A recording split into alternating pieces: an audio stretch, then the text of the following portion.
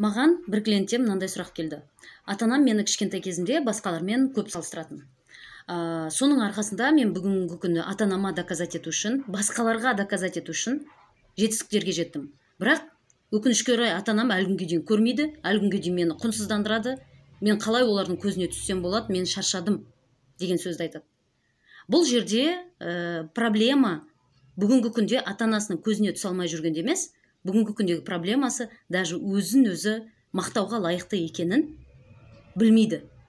Потому что бұл жерде уже ата-анасы қанша жыл бұрын осы сөздерді айтса да, ол кісінің ішінде уже өзінде осындай ата-ана фигурасы қалыптасып қалған. Яғни, не то, что оны ата-аналары, не то, что оны жаңағы басқа кісілердің мақтауы, ол өзін-өзі мақтай алмайды.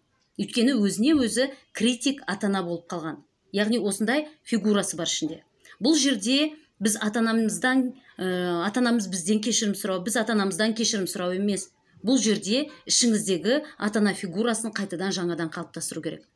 Яғни сізді қалай бар солай жақсы көретін, ешкіммен салыстырмайтын, бірақ сол кезде де өзіңіздің минусыңызды өзіңіз біле алатындай, өзіңіздің плюсыңызды өзіңіз біле алатындай, бірақ та әрқашанда өзіңізді қолдайтындай ата-ана фигурасын өз ішіңізде, өз психикаңызда қалыптастыруыңыз керек. Ол үшін әрине терапияға келу керек.